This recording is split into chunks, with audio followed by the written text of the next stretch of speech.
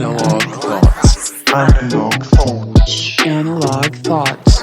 Analogue Thoughts. Analogue Thoughts. Analogue Thoughts. Analogue Thoughts. Welcome to episode 5 of Analogue Thoughts. We're in this thing. Episode 5 is real. It's real. Thank you so much for joining me and sharing this experience. And yeah, I've been having a good week. I hope you've been having a good week. A friend of mine told me this week, gave me a little reminder and said, don't forget that you're in control of yourself and you are in control of your situation. So to everyone listening, just remember you're in control. You're the captain of your ship. You are making the decisions. And for some reason, I really needed to hear that this week. I was like, wow, dang, I'm in control. It's not anything I didn't know, but it was nice to have it reaffirmed that, yeah, it felt good. What's been going on in my life? I just released a Halloween death metal / grindcore / doom metal EP. 4 tracks. It's called Eternal Blight of the Ancient Necromancer. I'm pretty stoked on it. It's a very strong deviation from what I typically make. Not that I ever stick to one genre as a musician. I kind of bounce all over the place, but this one's definitely more of a left field project for me, and it's kind of a very niche genre of metal. So if you're into metal, go check it out. You can find it on all my flim flams and on all the wing wangs on the doodads. Once again, thank you for joining me. Thank you for dialing into the frequencies. I talk about it on the podcast. I talk about it at the beginning of each podcast. You don't have to support in any other way other than listening or sharing or telling people you like this podcast and sharing it with them. But if you do want to go above and beyond that, I do have a Patreon. If you go to patreon.com and look for Mount Analogue, MT.ANALOGUE, you can find me and you can become one of my sweet, sweet patrons. I do have a few patrons, so thank you to all of the support from the few patrons that I have. I really appreciate it. If this is your first time on the podcast, we're on episode 5. I used to do this format of taking listener questions and fielding those questions, but I have since, in the past, I think like 3 episodes, just been picking my own topics and running with it, and I really like that format just because. I like that format. I like picking a thing, doing like a depth, wealth of research on the thing, and then talking about it. So for now, we're sticking to that format. I kind of like it. I'm going to give a spoiler alerts, big spoiler alerts. I'm going to kind of operate under the assumption that everyone listening to this episode has a slight working knowledge of the fantasy genre. And basically like when I say elves or dwarves or orcs and things like that, I'm going to assume that you kind of get what those things are.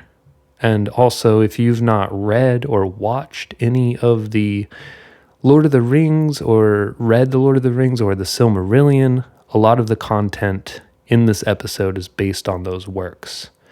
So just a heads up on that. Also, if you do intend on reading The Lord of the Rings or watching the movies, this episode doesn't dive into those stories so much. We will be kind of focusing on the events that happened before those stories. So it might be kind of a cool, it might be kind of cool to listen to this episode and then read or watch those works. You'll have a small understanding of how the universe was created after listening to this episode. Also, this story is going to bring things right up to speed with where the Rings of Power is starting. I'm not going to get too deep into the story Not so deep that it's going to infringe on what you'd be watching if you are starting that series. So this would be a cool jumping point after listening to this episode to get into, honestly, any of the works of Tolkien. Yeah. So I guess with that disclaimer, it kind of says it. We're talking we're talking about the origins of Tolkien's universe, of his vast universe. So let's get into it. I also wanted to say a lot of the subjects and topics that I've covered in the previous episodes were spiritual or metaphysical in nature, and this podcast kind of seems to be leaning that way. And I like that. I like to talk about sort of the minutia of the universe and what makes things tick. I like to talk about different spiritual paths and belief systems. For me, it's super fascinating, and it has been for most of my life. Ever since I was a little kid, I've been fascinated by what makes reality reality. And I feel like today's topic is hitting that same vein of where does the universe come from? Why are we here? What is this place? What makes all this stuff tick? What's going on behind the curtain? But it hits it in more of a fictional sense. And Tolkien is one of the most celebrated authors and world builders. When I say world builders, I really mean that for him. He not only wrote about characters he created, but he invented languages, he invented locations, he invented a whole origin story for the universe for his characters to live inside of. And I'm in love with this universe. It's honestly my favorite fictional universe.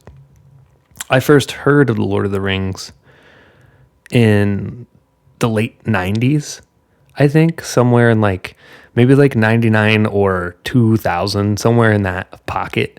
And a friend of mine had an older brother that would always bring it up. He'd always talk about stuff from the Silmarillion and the Lord of the Rings and the Hobbit.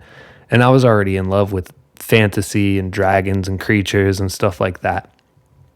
And that brother of my friend would later go on to name his firstborn son Feanor, which is a huge character in the Silmarillion, like one of the most important characters of the entire story. And when I was younger, I didn't quite know who that was. I hadn't yet read the Silmarillion, and but I thought it was cool that he would do that. He would name his firstborn after this fictional character that he loves so much. And it wasn't until I was a little older that I would actually sit down and read The Lord of the Rings. That was the first Tolkien thing I read. And I got into that because I would always go to another friend of mine's house, and we would like sword fight and play like we were wizards and elves and people in his backyard with sticks. And we would pretend we were in this fantasy world. And he and his siblings were obsessed with Lord of the Rings. And he had this illustrated book that had all of these really nicely painted pictures of this world of Ents and dragons and elves, and they were really cool looking oil paintings and watercolor paintings and illustrations and stuff. And honestly, looking at that and seeing the depth of this world, just like visually seeing the depth of this world and how obsessed my friends at the time were with it, I was like, I got to get into these books. They seem right up my alley. And I did, and I loved them. And luckily, not long after finishing The Lord of the Rings, the movies came out. So I was lucky enough. I think the first movie came out in like the early 2000s. 2001, I'm pretty sure, is when The Fellowship of the Ring came out. And so right after completing The Lord of the Rings, I was able to, I was in this time period where it was like, that was sick, that was amazing, and I wanted more, and then I got more. And then years later, my first job was actually at a movie theater. And during that time, The Return of the King came out to the theater, and I got into movies for free, so I think I must have watched the Return of the King like probably like 10 times in the theater.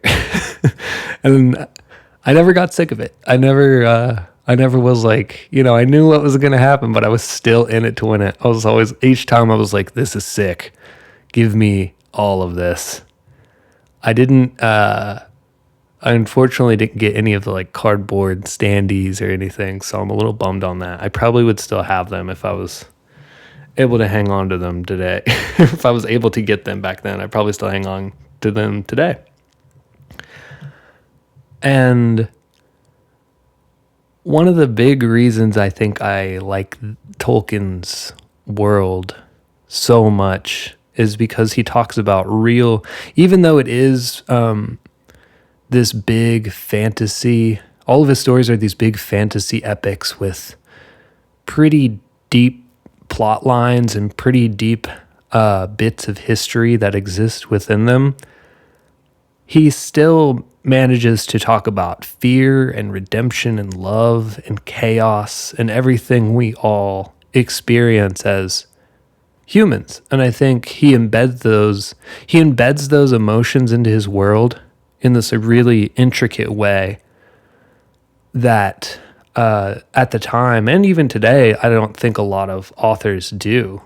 He builds this huge world and presents you with these characters and lets you fall in love with these characters. And then sometimes these characters that you know and love will become heroes. Sometimes they'll become villains. Sometimes they become villains and redeem themselves. Sometimes they are just sort of passive observers. And I think all the parallels he draws with his own writing and world building and life are really cool.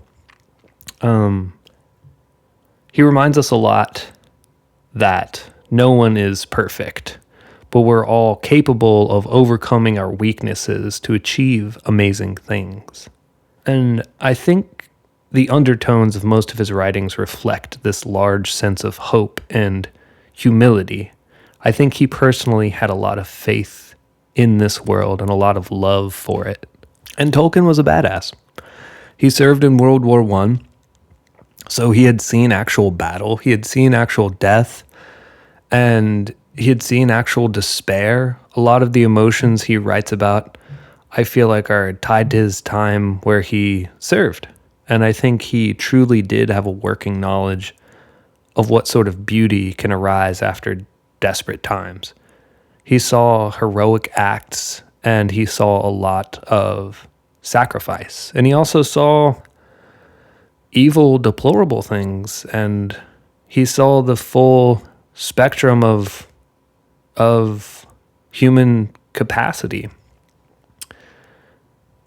And in my opinion, I don't even think in my opinion, I think it's actually just a fact that he's a genius. I don't actually know if that's confirmed or not, but based on his writings and his capacity to create languages and characters and worlds, and if he's not a technical genius, he's a creative genius, in my opinion. He created the archetype for so many novels and so many fictional writers that came after him, and not including the languages he created, he knew 17 languages. And if you count the dialects he knew within those languages, he knew 35 different languages. So I wrote here, on a side note, one of those languages was Gothic, which is an extinct Eastern Germanic language that was spoken by the Goths. It is known primarily from the Codex of Argenteus. Tolkien was goth. He was metal. So he was a linguistic master. He would learn languages for fun. He would learn languages for fun, and he would write languages for fun. So dude's like top tier linguistic guy. Anyway, he wrote he himself wrote 15 languages for the elves, the dwarves, the race of men, hobbits, orcs, so on and so forth. And I actually read that he created a sign language for the dwarves, because in the dwarven mines it would have been so loud with all of the pickaxes and all of the explosion. Like they would use like explosive techniques to mine, and they would use pickaxes, and they had big machines to mine out these things, so they wouldn't be able to hear each other. And Tolkien actually created a dwarven form of sign language, which would be kind of fun to learn. I don't even know regular sign language. I guess you start there. Not only was he fascinated with language, he was really fascinated with religions and philosophies, and he studied religions and philosophies just as hard as he studied language. And embedded in all of his works are themes from Christianity, Greek mythology, Celtic mythology, Germanic folklore, Hinduism, and tons of other religions and philosophies and folk tales. And it's really wild how many places he pulls his ideas from and how beautifully they're embedded into his stories. He rarely does he come right out and say things that feel like they are directly lifted from this or that. But if you have a working knowledge of the things he's referencing, you can kind of see how he puts these little Easter eggs in there for the readers to admire. So even though, like I said before, he did create this archetype for modern fantasy himself, he was pulling from all these different places to kind of stitch his stories together. Just like most authors, though, like storytellers in general, world builders in general, they're pulling from this huge well of art.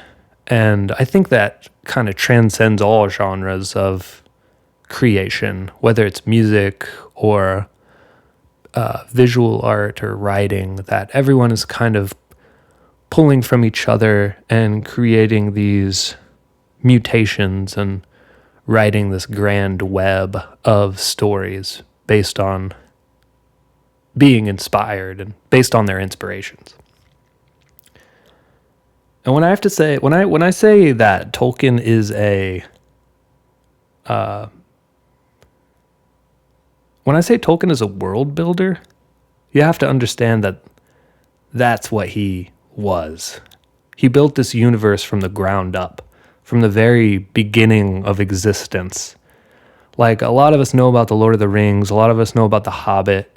They're really great, beautiful stories, and they take place inside of this world.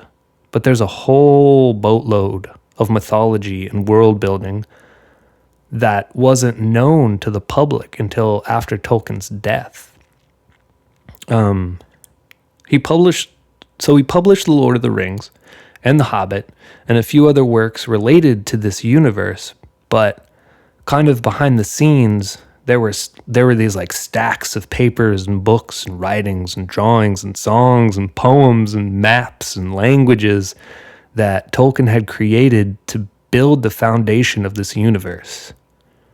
Think of Tolkien himself as a wizard. He had like heaps of writings and scrolls and bookshelves that were just sort of full of cryptic languages and things that were in books that were like stacked to the ceiling and overflowing off the bookshelves. I feel like he probably was a bit more organized than that, but you see what I'm trying to say here. He's a guy who had a giant collection of world building material that he kept just kind of adding to and marinating and thickening up the soup he was making of his world. And after Tolkien's death, his son Christopher Tolkien decided to go through all of his father's unpublished writings and musings, and I can't even really think of what an undertaking that had to be. That had to be like one of the craziest things to do, is go through your dad's life work of world building. Not his entire life. Tolkien was creating this like world for the majority of the latter years of his life. But still, we're talking decades of writings and ideas, and going through that had to be just an insane task. And he decided that he was going to take on the task of forming all of these ideas and stories into a published work. And there's a bit of debate on whether Tolkien had intended to publish some or any or all of these ideas. And I imagine that a majority of them were probably for his own references to create his stories within the world he was building. Although he did have, kind of a side note, when he went to publish, he had this sort of skeleton that he created for the Silmarillion, and he was working on the story. This is after The Hobbit, and he brought it to his publisher, and he's like, do you guys have any interest in this? And they were like, absolutely not. This is like too dry and Celtic, and like you hit us with The Hobbit, which is this whimsical story about this little hobbit man that goes, this little hobbit creature that goes on this wild adventure and fights a dragon and stuff. And now you're giving us this like biblical lexicon of we don't even really know what. And he was like, okay, well, I got this other thing called The Lord of the Rings. And they were like, tight, this is tight. We're going to publish this. And so they published that. I feel like if Tolkien would have had the weight of The Lord of the Rings under his belt at that point, they would have been like, yes, sir, whatever you want us to publish, we will publish for you. But at the time, I feel like he might not have had the weight that that writing and creating The Lord of the Rings would have offered him. So anyway, side note, kind of a weird tangent there, but the Silmarillion Tolkien did have a skeleton for, and Christopher Tolkien took it upon himself to create the nervous system and muscles and skin and the rest of the body of this thing. So he filled out the form of this by peeling through all of Tolkien's writings and making it into a cohesive enough story for a reader to understand. I feel like because the Silmarillion is a publication of this huge body of ideas, it kind of reads very much like the Bible, in a way that, The Hobbit and the Lord of the Rings spin a yarn and take you on this journey with the thoughts and relationships of these characters. The Silmarillion does kind of the same thing, but it's much more about laying out the foundation of the world and the characters within that world. That's not necessarily me critiquing the Silmarillion. It's just more so describing what it is. Like, that's pretty much just what it is. It's this map of the origins of Tolkien's world. Literally and figuratively, there are maps. It's kind of like the Lord of the Rings and the Hobbit were these fully cooked meals that we got to taste, we got to eat. And Tolkien baked all the ingredients in. He was like, sprinkle of this, dash of that. We got the characters here. They're living in this world. The Silmarillion is more like reading a recipe. It's reading many recipes that make up a recipe book. And it's a damn good recipe book, in my opinion. So try to think of the Silmarillion as this recipe book for Tolkien's world. It's fascinating, and it's a story with ebbs and flows and heroes and villains and epic fantasy stuff. But it's just a little different than the way that you would kind of consume the stories inside of The Lord of the Rings and The Hobbit. And I have to commend Christopher Tolkien for not going too far into embellishing the words of Tolkien too much. He seems like Tolkien would have been really particular about his universe. And to misrepresent that in any way would have been a really he would have been rolling over in his grave. It would have been a great disservice to him. So there were parts of the story that didn't connect just because they Tolkien died and he wasn't able to connect all of the pieces. So Christopher Tolkien did have to take it upon himself to do the best he could to write these connecting stories or these connecting bridges. But I think it's cool that he connected all of the things. And would Tolkien be upset? I don't think so. I think he would be stoked that his son took the reins and made it a livable, breathable, working story. And I think it's cool that we get to read these stories and appreciate them. And I also wanted to mention that Christopher Tolkien had the help of another editor named Guy Kay, and he helped him edit and arrange. So it wasn't just Christopher Tolkien. It was this other fantasy writer named Guy Kay. Let's get into it. I've been talking about Christopher Tolkien, J.R.R. Tolkien. Let's get into the actual meat of what the Silmarillion is. The story. This is the origin story of Tolkien's universe. This is the beginning of time, the inception of time all together inside of this universe. It's a super, super, super dense collection of stories here. And I am in no way at all going to be able to talk about every aspect of this book and everything that transpires in this book in this one episode of the podcast. Fair warning, I don't know if this is going to be a long one. I feel like it's going to be potentially the longest one. So strap in, because we're going through it. There are tons of names, locations, stories that all go inside of this grand overarching story. It's whimsical. It draws from many different philosophical ideas. It's like I said, it's dense and is pretty amazing. At the beginning of the entire universe, there was this being named Iluvatar, and I'm going to pronounce it Iluvatar.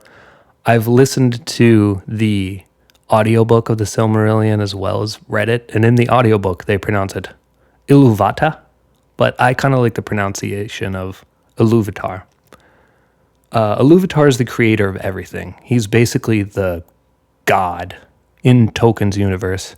Sorry if my voice is a little raspy on this episode. I'm like having allergies and having a struggle. I might sound a little nasally, but anyway, side tangent. Iluvatar is the god. He's the creator of the universe. He's the big guy in the sky.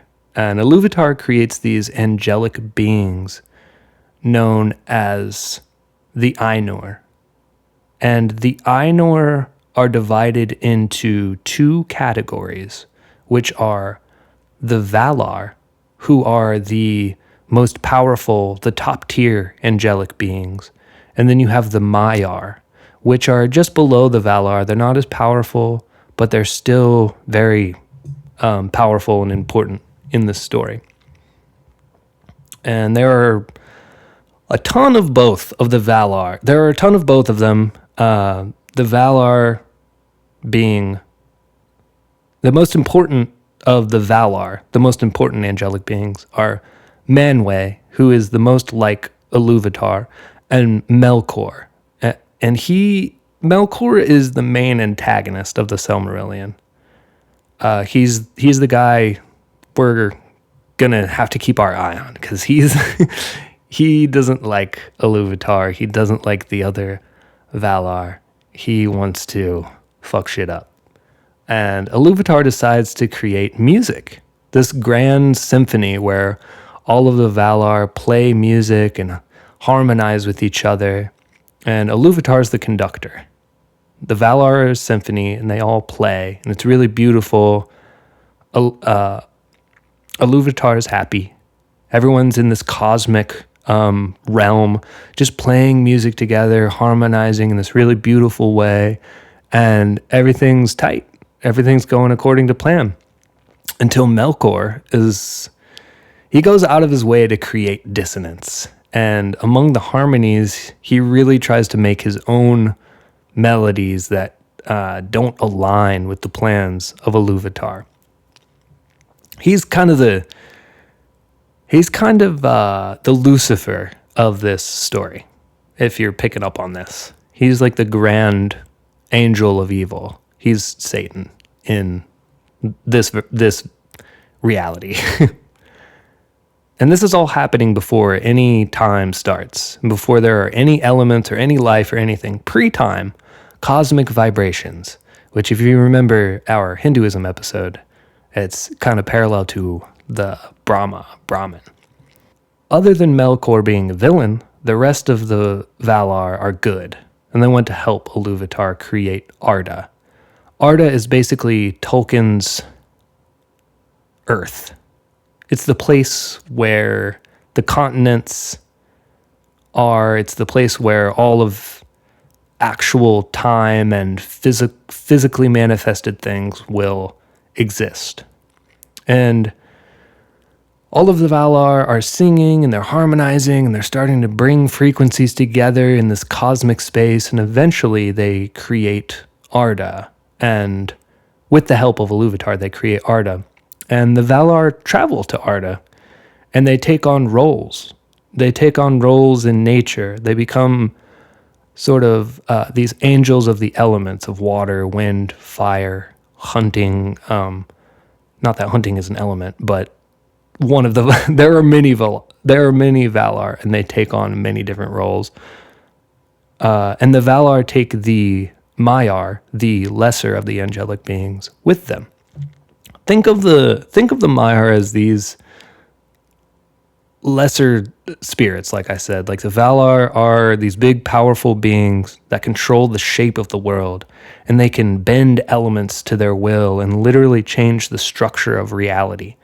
The Maiar kind of help them do that, but they don't have quite as much power in the shaping. They're still, like I said, super powerful and godlike, but they're just kind of like the Valar helpers at this point. Melkor, the evil Discordian guy we just talked about, he would corrupt some of the Maiar. He also comes to Arda. He's like, all of the Valar go. Even Melkor. He's one of the Valar. He's an evil Valar. He goes with them to Arda, and he corrupts some of the Maiar to become his cronies. Like, he creates Balrogs, he creates these giant spiders and dragons, and all this stuff are corrupted Maiar. One of the Maiar he corrupts is Sauron. Sauron is his lieutenant, his right-hand man. He's his like ride or die homie. And you don't really need, if you're not familiar with Sauron, don't worry about that now. He'll become a little more relevant a little later in the story. But if you do have a semi-working knowledge of the Lord of the Rings, Sauron and Gandalf, who is probably one of the most famous wizards, is also a Maiar. But obviously he's not an evil Maiar like Sauron. Some of the Maiar have been corrupted by Melkor. Many of them have not been corrupted by Melkor. So, like I said, the Valar move into Arda, and they're making stuff. They reside on a continent known as Valinor.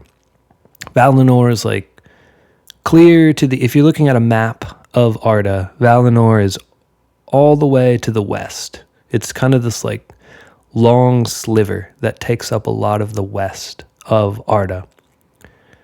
They're super stoked to be there. One of their earliest creations that they made, they're there making all the elements. They're there creating water, mountains, seas. They're creating grass. They're creating all kinds of stuff. And one of their earliest creations are these lamps. And they were made by the Valar known as Aule. And they illuminated the skies and were beautiful, shining beacons across all of Valinor.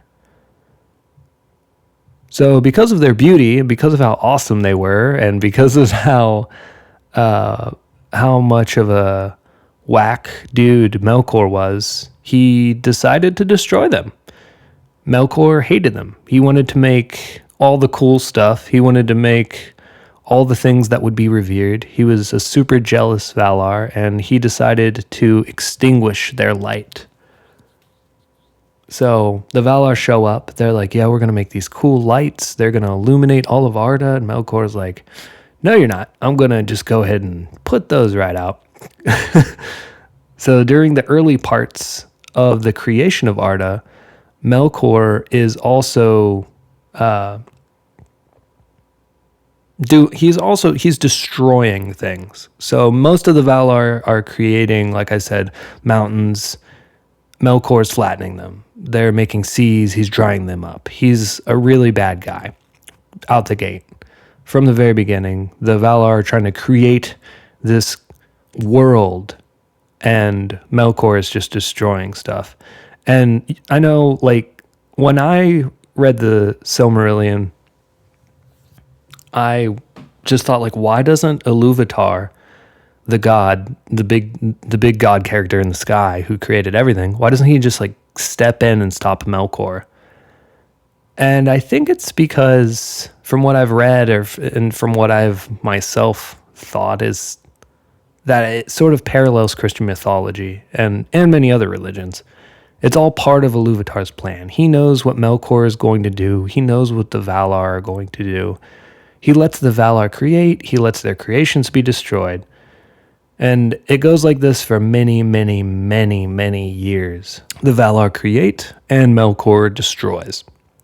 After Melkor destroys the two lamps in Valinor, which was absolutely catastrophic, the Valar replaced them with two beautiful glimmering trees. And these trees are known as the Trees of Valinor. One waxes while the other one wanes, acting kind of like a sun and the moon, so to speak. And during the creation of Arda, Iluvatar keeps telling the Valar that he is planning something big. He tells them that he is planning to create the races of elves and the race of men, and that the creation of Arda and everything that the Valar are working on is to facilitate their arrival and their existence. So the Valar are super stoked about this. But Iluvatar keeps talking about it for a really, really long time. And so long, in fact, that one of the Valar decides to create his own children. So the Valar go to Arda. They're creating things while Melkor is simultaneously destroying things. They create these beautiful trees that sort of act as the sun and moon of the place, of the whole place. And the trees are also kind of, not only are they illuminating actual tangible light, they're sort of illuminating good, and they're illuminating existence. I want to speak a little bit more about the trees because they are super important to the grand scheme of the story. The trees are more than just trees. They are beacons of energy that allow life to course through the veins of Arda. They're really metaphysical or spiritual. They have like more power than just a tree would have. They're helping the Valar breathe life into Arda. They're conduit for life to be breathed into Arda. Anyway, the Valar the Valar are stoked that Iluvatar is planning to bring these races of elves and men into Arda. And he keeps talking about it. They keep creating. He keeps talking about it. And eventually, Aule, one of the Valar, grows impatient about the coming of the elves and men. And he decides to make the dwarves in secret, away from Iluvatar. And Iluvatar isn't stoked about it. He's like, y'all are making this place for my children. I didn't approve you to make your own children. The elves and men are coming to Arda, and you decided to make this dwarven race? I did not sign off on this. And Aule, like I said, the only real bad Valar is Melkor. Aule isn't a bad guy, even though he went against the will of Iluvatar, and he knows what he did was wrong in the grand scheme of things. So he begs for forgiveness. He says, I'm sorry. I just grew impatient and I wanted to be like you. You're a really cool dude. You have these people coming, you have these elves and these men coming. And like, I wanted to make my own race because I really admire you. And Iluvatar is he's a super chill dude. He's really cool about it. He's like, I think I like these dwarf people. They can hang out, but they have to stay out of Arda until my children, the elves and men, show up. The dwarves were. This honestly makes me really love the dwarves because they're these race of beings that were never really meant to be. They were this race of beings that were just kind of conjured up outside of the grand scheme of the divine creator of everything, and for some reason that makes me really like them. It makes me. I don't know. I just think that that's really cool that they're devised of the minds of one of the angelic beings, but aren't part of the plan. They're sort of like this, because I don't know. I think life is a lot like that. You get these things that aren't part of the plan, and you run with it. You're just like, well, this wasn't how it was supposed to go, but here we are. So we're doing the damn thing. And I think the dwarves are kind of like that. They kind of embody that sort of thing. They're sturdy and hardy, and even in the Silmarillion, the dwarves are made of the earth themselves. They're set up to love the earth. They're set up to love stones and mining rocks and elements, and like the stones themselves, they're hardy and enduring, and they're a really amazing bunch of people. They're a really amazing bunch of dwarves. I like them. And so Aule creates the dwarves. The Valar Aule creates the dwarves. And Aule's wife, she's also a Valar. She's a big nature Valar. She helped create a lot of the trees, and she helped create a lot of the grass and moss, and she's like, yo, I think your dwarf people are probably not going to be super cool. They're probably going to like chop down all my trees because they're kind of these rock earth people. And she wasn't wrong. Dwarves, they kind of, in the future, they kind of like mess up nature. They mine into stuff, they chop down trees, and because of this, she created the Ents. And the Ents are the shepherds of the trees. They're these giant walking tree creatures that will keep all the trees safe. And they're really cool. Like I was talking about before when I was looking through my friend's Lord of the Rings book, and there were all of these pictures and paintings and illustrations. Some of those were of Ents. And I was like, whoa, there's these walking, talking tree creatures, and I was really fascinated by the Ents. So they were a big reason I got into the Lord of the Rings in the first place. So back to the story. Eventually, after many millennia of waiting, the elves finally arrive. They finally show up, and the Valar are super stoked, and Melkor, of course, is not super stoked. He's like, yo, I didn't create this. It's a cool thing, and I'm going to corrupt the shit out of it. And he turns the elves, he captures some of the elves, quite a bit of the elves, and he turns them into orcs. So orcs do his bidding. They are kind of they're his cronies. They fuck shit up. They go throughout Arda and they just destroy things. They burn things. They kill things. They are corrupted elves that Melkor, that are of Melkor's design. And so obviously, the Valar are mad about this. They're like, "Yo, this is Iluvatar, Big Sky Daddy's kids, and we created this whole Arda." The whole of Arda for them. So they capture Melkor and they lock him up in Valinor, the continent, the western continent that they reside on. They lock him up, and they're like, "Hey elves, you want to come to Valinor and see the splendor and all of the awesomeness that we're doing over here?" And the elves up until this point didn't know about Valinor. They were just kind of existing over on Middle Earth, which, like I said, if you're looking at a map of Arda, the Earth of this world, of this world.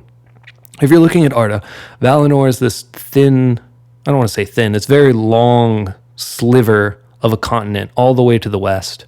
And then there's this vast ocean, and then there is Middle Earth. And Middle Earth is where the elves had been residing for a long, long, long time until eventually, after they lock Melkor up, the Valar go to Middle Earth from Valinor, and they say, hey, do you want to come to Valinor and check out what we got going on over here? It's this big, like, awesome city that we built. There's all these castles and all these fortresses, and we built these cool trees.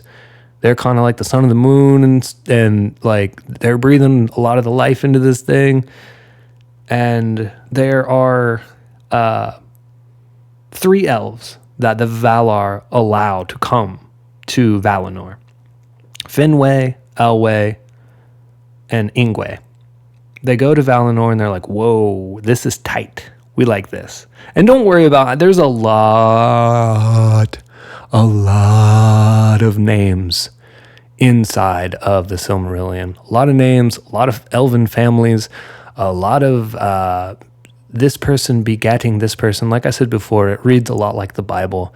You're not going to need to remember Ingwë, Finwë, and Elwë for this. If there's a name that holds a lot of weight, I will make a point to sort of put a pin in that for you, so you don't have to be like, who was who what was what. And I'm going to try to frequently remind you of some of the names that come up so that it doesn't get confusing. But for now, there are 3 elves that travel to the Valar's continent of Valinor.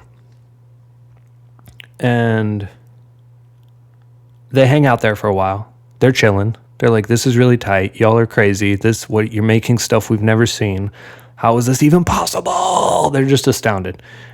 To kind of paint a picture of it all, it's like, think of seeing a god realm where elements are just sort of like floating around, and there's giant unfathomable structures and creatures and creations just all over this continent. This is how flabbergasted they were before they went back to Middle Earth. And then eventually the Valar are like, all right, party's over. We got to ship you back east. So go back to Middle Earth.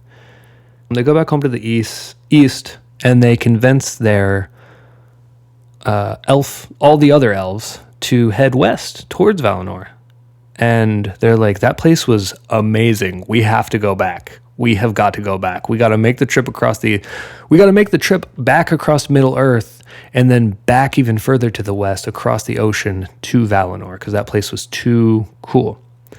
So these 3 elves that got to go to Valinor make these 3 elf tribes, or these 3 elf families known as the Vanyar, the Noldor, and the Teleri. Like I said, these names aren't of super significance, but they do come into play a little bit, and I will keep you up to date on when and how and why. And of these 3 tribes, the Teleri make their way across Middle Earth. So they start the journey. They're like, we're going to make it happen. But they decide to stop around the base of this mountain range called the Misty Mountains. And they set up camp there. So it's kind of like the gold rush in America. It's like some people stopped in Wyoming. They're like, we're not going to California. Wyoming's pretty tight. We're going to set up camp here. And these Teleri, like I said, they decide to set up their base of operations at the base of the Misty Mountains. And if you're familiar with the Hobbit or the Lord of the Rings at all, or the books or the movies, the Misty Mountains will sound familiar to you. This is like, the Misty Mountains is a super ancient mountain range. But Arda itself is still really young at this time. Even at this time, Arda, even after all the millennia that had passed, in the grand scheme of things, Arda is still super young. Melkor's still locked up. the elves and the Valar are kind of chilling at this point. There's not a ton of evil happening in the world. Melkor had created some monsters and corrupted things, but at this point they're becoming more few and far between, and the Valar are sort of keeping his abominations, his creations in check. There are still oryx, there are still giant spiders, there are still dragons and balrogs, but they're all kind of at bay for now because Melkor's locked up and he can't direct them or have them do things for him. Back to the elves that started the base camp. So the elves that started camping out around the base of the Misty Mountains come to be known as the Sindar. And around this time, we're introduced to a Maiar known as Melian, who is known for singing. This Maiar is worshipped by the elves. She's the reason that if you read the books or see any of the movies or dive into Tolkien's world at all, that elves are always known for their singing. They're always, anytime you come upon a place of the elves or you interact with the elves or they're doing anything, about to go into battle, about to get married, or any time anything is going on, the elves are singing. And she is the reason, Melian is the reason why. She's this beautiful Maiar that inspires them. And she is the most revered among the Sindarian elves. It's really cool. It's I like that Tolkien embeds all of these songs and all of these poems and all of these works of music into the origin stories of his world. And I think it ties into a lot of the ideas behind Hinduism and stuff too, where there's this cosmic harmony and this cosmic discourse that happen and change and warp reality in really cool ways. Melian becomes the queen of these Sindarian elves, of these Sindar elves, the elves that made a base camp at the Misty Mountains. Melian's the queen, and eventually, after many, many years, these same elves are the elves that Bilbo meet in The Hobbit at the base of the Misty Mountains. Years, many, many years later, Bilbo and the dwarves that are traveling to fight Smaug, or reclaim their dwarven city from Smaug, eventually hang out with these elves. Other than the Sindar, there are the two other groups that we were talking about. The groups of elves that are traveling to go to Valinor. So the Sindar set up base camp. They're like, we're chilling here. The other two groups make it across the sea. They sail from the east to the west, making it to Valinor. And the Valar welcome them. They're like, yo, hey, we didn't know you guys were coming, but come on in. Why not? Let's just hang out. Come on in and check everything we have to offer. And so they're partying and stuff. It's a really good time for the elves. They're like, we sailed across the sea, all the way across the ocean, and made it to Valinor, and the Valar are welcoming us. in one of the group of elves that make it across the sea. And like I said, I'm summarizing a lot of things because there are many different families of elves and groups of elves and varieties of elves that Tolkien gets into in the Silmarillion, but I'm not going to have the time to get too deep into that stuff. But some of the people you need to know that show up to Valinor, some of the elves that come from Middle-earth to the Valinor, are Fingolfin, Finofrin, and the most important is Feanor, whom I referenced earlier about my friend who named his son Feanor. This is the guy he named him after, the elf that he named him after. Feanor is super skilled. He invents written language. He is the best craftsman of all of the elves. He's a super genius. He's a badass. He's a creator. He's a crafter. He's like, Everybody knows it. Everyone knows it too. They're like, they see his skill and they see his prowess. You can kind of think of him as this Leonardo da Vinci type dude. There really isn't anything he can't do. He can do it all. And everything's been excuse me. Everything's been really chill up until this point because Melkor's been locked up. But the elves are like, you know what? We're going to set you free, buddy. We're going to set you free, but you got to make sure you're really nice. And Melkor's like, all right, cool. Yeah, no, for sure. No, yeah, for sure. I'm going to be really chill. You don't have to worry about me. Everything's fine. And I know what you're thinking. Why would the Valar release the freaking one thing that was creating all of this death and doom and destruction all across Arda?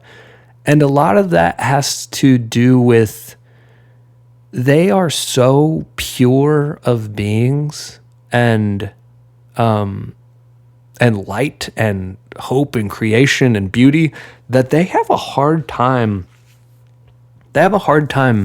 fathoming the level of evil Melkor is. They aren't even able to really comprehend the level of evil that he's capable of. So they're like, surely, after all of this time you've been locked up, we can set you free and you'll be chilling. And Melkor's like, totally, yeah, I'm gonna be chilling. I'm a changed man. You can set me free. So he gets set free. He's hanging out in Valinor amongst the Valar and these newly arrived elves. And he starts teaching them things. He's teaching them some kind of cool stuff. And, they're all like, okay, this guy doesn't seem so bad. But Feanor is like, nah, this guy is obviously a villain. He's obviously evil. We've seen all the stuff he's done in the past. I am not going to trust this guy. And now we get into the origins of why the Silmarillion is called the Silmarillion, and it has to do with the Silmarils. And you remember those lamps that first got created in Valinor that Melkor destroyed, and then they got replaced by the two huge trees, the trees of Valinor, that are breathing the life into Arda, or they're helping to construct Arda and keep it beautiful and keep it safe. Feanor, he figures out a way to create 3 gems that can capture the light of those trees. They can sort of, not all of their light, but they're able to capture essence from these trees and hold them inside of them. And he calls these gems the Silmarils.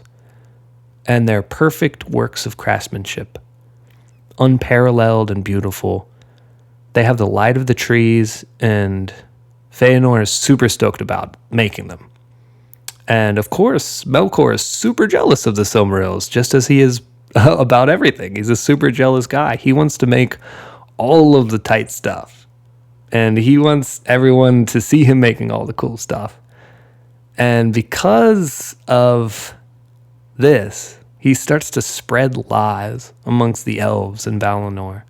He starts to stir the pot amongst the elves because he has a little bit of clout now. He got out and he kind of shows them some cool stuff, some cool techniques and some cool things. And they're like, oh, you know what? Melkor's kind of tight. And so he's like, Melkor to the elves in Valinor is like, yo, that Feanor guy, total douchebag. You don't want to ever trust that guy because he's jealous of the Silmarils that Feanor made. All of these lies get back to Feanor. He starts to believe that some of the elves are after his Silmarils. And it's around this time that we start to see the elves, Feanor and other elves alike, creating weapons. And Feanor wants to protect his Silmarils and his place as the eldest son of his elf clan, his elf family, his elf tribe, what have you, He's the eldest son of his elven crew. The eldest son of his elven crew. That's kind of a tongue twister. So if you remember from before, Manwë is one of the Valar, and he's the most like Iluvatar. And he wants peace. He wants everyone to get along. He sees Valinor in disarray, and he calls for this grand feast. He wants everyone to be happy, and he wants everyone to just be chilling. Because at this point, Melkor has stirred up the elves, and he's creating all of this discord amongst Valinor, just like he did at the inception of time with all of the harmonies. He doesn't want order. He doesn't want things to work properly. He wants chaos. And ever since he'd been set free by the Valar, he's been creating chaos. And so Manwë, one of the good Valar, is like, yo, we're going to have this feast. Let's all come to party. It's going to be a great time, and everything's going to be fine. We can set our differences aside. We can have some ale. We can sing. We can dance. We can party. And during this feast, of course, Melkor decides to strike. He recruits the help of a giant spider named Ungoliant.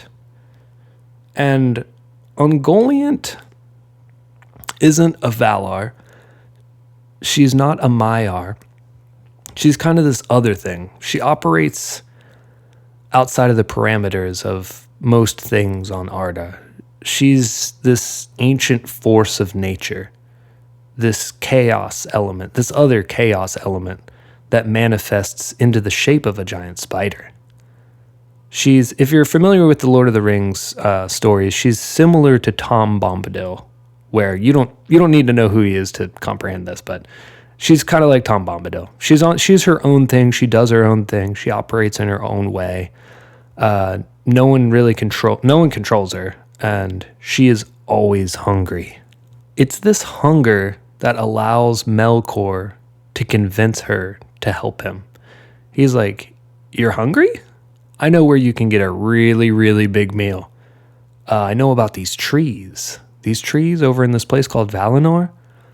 He takes Ungoliant to Valinor because he knows where she's chilling. He's been to all the dark, seedy places of Middle-earth. He goes there. He's like, "Yo, come back with me to Valinor, and I will show you to these trees, and you can, suck their life force out." And she does that.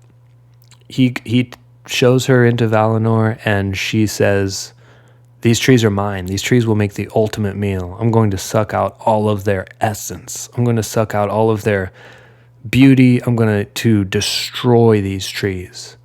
And she does this. And I can't explain how catastrophic this was to Arda. Volcanoes erupted. Giant chasms open up from the ground. Everything went dark. Everything's pitch black. The earth turned black. The skies became clouded and hopeless. And this is ultimate despair. Ungoliant eating the trees creates ultimate despair across all of Arda, and everything is thrown into an abysmal, gross state of decay and despair. Everything's in darkness, but alas, there's hope. Because Feanor had created the Silmarils, and he had the capacity, he had the ability, because the Silmarils contained the essence of the trees. He could restore the light to the trees of Valinor. But Feanor refuses. And he refuses because he fears his safety. At this point, like I said, most of Valinor is in despair. There's all this hectic drama going on. There's all this don't trust this guy, can't trust that guy, so on and so forth. Feanor's like, "You're just going to take my Silmarils and then kill me. I know what you're going to do, and I'm not going to let you do it. I think there's a better way to go about this, and I don't think I want to die right now." And at one point, Feanor would wear the Silmarils around and was proud of them. But since all of the drama was going around, all of the drama that Melkor had incited in Valinor, he kept all of his Silmarils, his 3 Silmarils, under lock and key at his stronghold, so that none of the people in Valinor could try and steal them from him. And now these things that he loves and cherishes have become kind of this thing he has to protect, and this thing that puts a target on his back. So during the feast that was happening, where Ungoliant sucked the life out of the trees, right after sucking the life out of the trees, and under the cover of darkness, Melkor and Ungoliant went to Feanor's stronghold, and they killed Feanor's father, who was protecting the Silmarils, and they stole the Silmarils. So Melkor's plan of distraction worked. He now had the Silmarils. He had these gems that had the light of the 2 trees. So not only is he stealing the Silmarils, he's also in one swoop, orchestrating the death of the trees of Valinor. So he's killing the light of the trees of Valinor, and he's stealing the gems that contain some of the essence of those trees. So he's kind of in full control right now. Not full control, but he's in a position where he has really fucked shit up. And people and all of the elves and the Valar in Valinor are like, damn, we got. And although the light of the Silmarils burned Melkor, he took the jewels and made a crown out of them. And he took them to a fortress he made in Middle-earth. And Ungoliant tried to eat the Silmarils, but Melkor fought her off with a bunch of Balrogs. So they leave Valinor, they go to Middle-earth, and they go to Melkor's stronghold named Angband, which is Angband is the stronghold of Melkor. The spider will find you and eat the light from the trees. This is all pretty metal. But anyway, yeah, they go to Middle-earth. Ungoliant's like, yo, I want to eat those. Not the trees of Valinor weren't enough. Give me those Silmarils. And Melkor's like, no. I got all these Balrog homies, so they're going to go ahead and they have my back, and they ward her off. Because Balrogs are super fierce and super strong and super powerful, and Melkor had a whole bunch of them, and he just was like, get out of here, I got what I needed, and he took the Silmarils. Obviously, Feanor is really pissed off. Melkor stole his jewels, he killed his dad. Feanor was already a really fiery, passionate guy, and his passion for fury was no different. And he decides, you know what? You're too evil to go by the name Melkor anymore. From here on out, we're going to call you Morgoth. And from that point on, Melkor was known as Morgoth because his deeds had been so treacherous that he couldn't live by his old name anymore. He needed a new name. You've changed so much, we got to call you something different because Melkor's not working anymore. You're Morgoth now. Feanor and his brother get a bunch of the elves to travel to Middle-earth to find Melkor. And during all of the drama Melkor had started, before all the lies and everything he spread back in Valinor, some of the elves considered Feanor king, and some of them considered Feanor's brother king. Both crews went. Both of the groups of elves, Feanor's people and Feanor's brother's people, they both followed them to Middle-earth. So they start this trek to Middle-earth. They're like, Morgoth must be stopped. Morgoth, a.k.a. Melkor, must be stopped. We have to leave Valinor, and we have to go to his stronghold, and we have to keep him from perpetually messing up this world because he just keeps doing it. And obviously the Valar aren't going to lock him up forever and keep him from doing it. So we got to take matters into our own hands. And Manwë, remember Manwë is the Valar that is a lot like Iluvatar. He hosted the party. He just wants peace. He wants everyone to chill. He's a chill dude. He urges a number of the elves to stay in Valinor. And some were like, okay, cool. We'll just chill. And then others were like, nah, we're going to follow Fëanor and his brother into battle. We're going to Middle-earth, and we're going to do this thing. And this created a rift in Valinor. And some fighting among the elves was done for some ships and resources to sail to Middle-earth. So we have some of the elves that want to stay in Valinor that are like, don't go to Middle-earth, it's not worth it. You know, Melkor is just going to be over there with his jewels, let him do his thing. We're over here on this god continent. He can't get us over here. Everything's fine.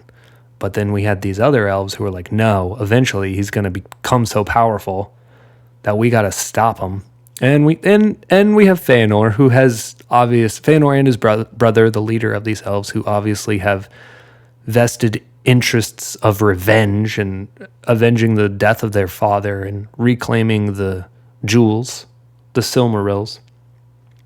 So the rift of elves happens in Valinor.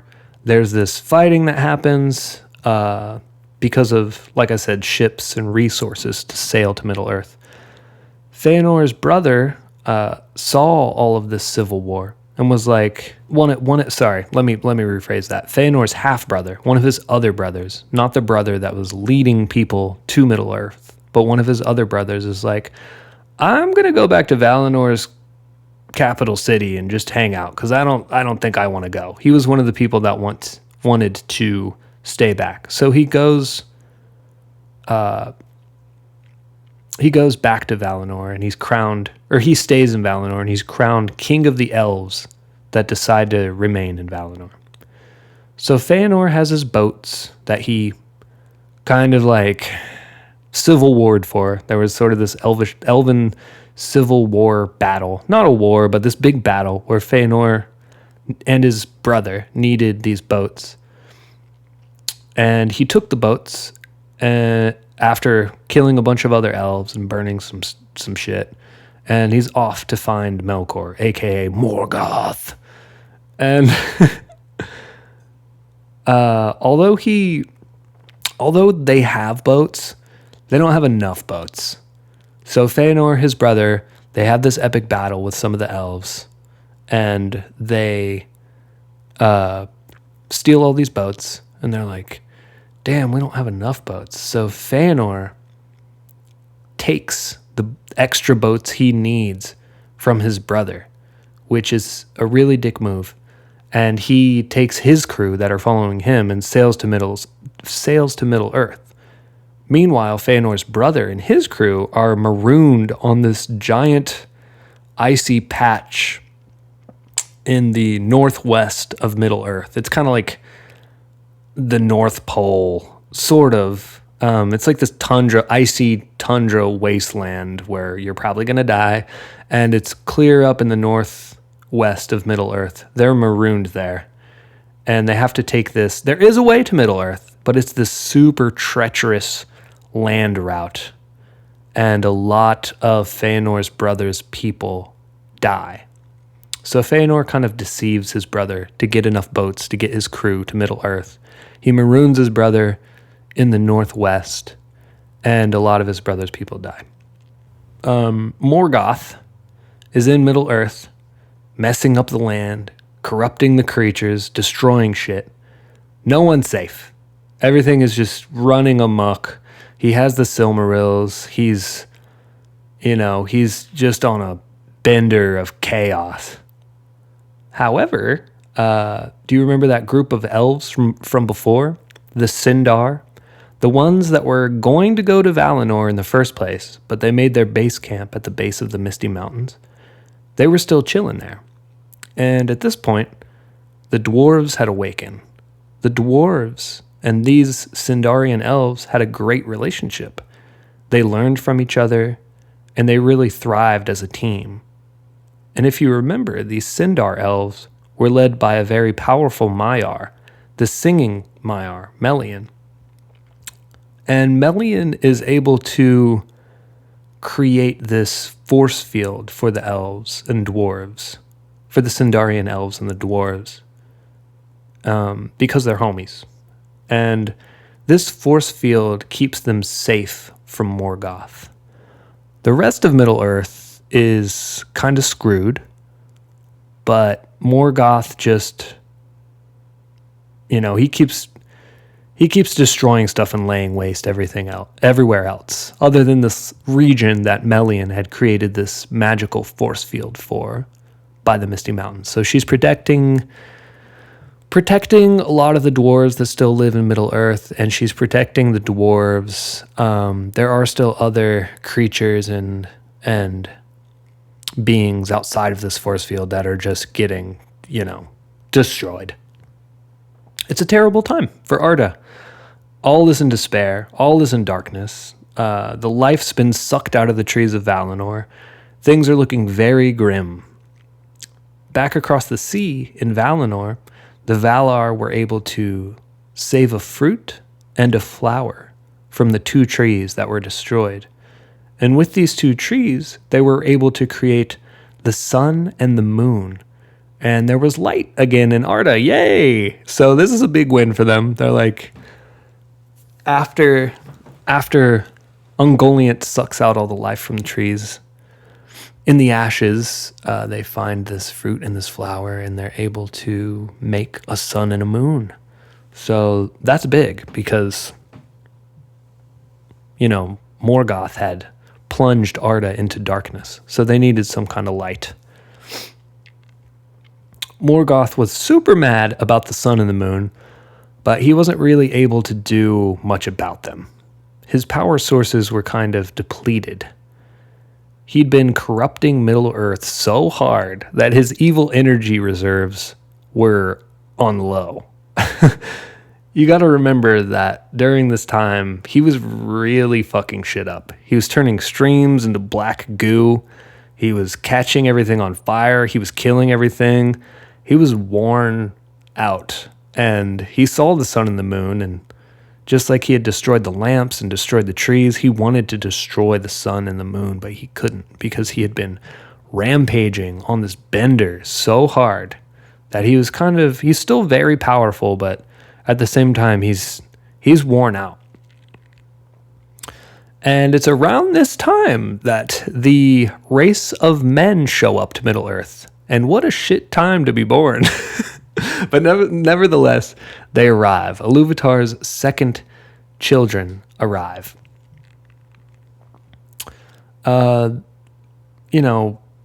Men made friends with the elves of Middle-earth and fought against the horrors of Morgoth. They're chilling in Arda with the elves, trying to make sense of this chaotic hellscape of corrupted creatures and corrupted Maiar and just terrible. It's a terrible situation for everyone, but the men are there and things are starting to get a little better. They're starting to undo some of the stuff that Morgoth has done. It's still hectic and chaotic though. Let's flash back to the journey of Feanor. Feanor, if you remember, he is the elf that marooned his brother. He's coming from Valinor to Middle-earth to find Morgoth, to reclaim the Silmarils that he created, that Morgoth stole. And he's trying to avenge his father as well. He finds Morgoth's fortress, and he makes the approach. And although this is a super epic thing to do, it's kind of foolish on his part. He's a super skilled elf. He's a super skilled warrior. He's definitely a powerful dude. But he's going head to head with one of the most powerful Valar. And a gaggle of Balrogs and a bunch of really gnarly creatures at this stronghold, and he was killed. he was killed so hard. He fought a series of Balrogs at Morgoth's fortress, but was eventually mortally wounded by the Balrog captain, Gothmog. Slain in Angband by Gothmog. Fëanor had died, searching for his lost Silmarils. I'm sorry. I just did this metal album, like I said, and this is all like metal. So metal to me. After Fëanor's death, his niece, Galadriel, if you're familiar with The Lord of the Rings, she's sprinkled all throughout the stories. And she's also the one of the main characters in the new Rings of Power series. Galadriel, his niece, becomes the apprentice of Melian, uniting the Sindar and the Noldor. So Melian is the queen of the elves that hang out around the Misty Mountains, the Sindar, and the Noldor are Fëanor's elves, his group of elves that travel to Middle-earth and try to kill Morgoth. And also during this time period, the great elven city of Gondolin is constructed in a region known as Beleriand. Are you confused yet? So I'm gonna break it down just a little bit. Fëanor's people, after Fëanor dies, they're still in Middle Earth, and they're like, "What do we do now?" And they go to Fëanor's elves. They go to hang out with the Sindarian elves, the elves that took up camp by the Misty Mountains, and they are chilling together. And, they do discover Fëanor's betrayal to his brother, but they are like, all of art is in disarray, and we're trying to make the best of things. Let's try to kind of bury our differences. We're going to hang out, and it's going to be fine. And I also mentioned the city of Gondolin, which is constructed in a region known as Beleriand. Clear off to the west, we have Valinor, which is the god continent where all of the Valar live, and a good number of elves were living and still live, but a lot of the elves had traveled east to fight Morgoth.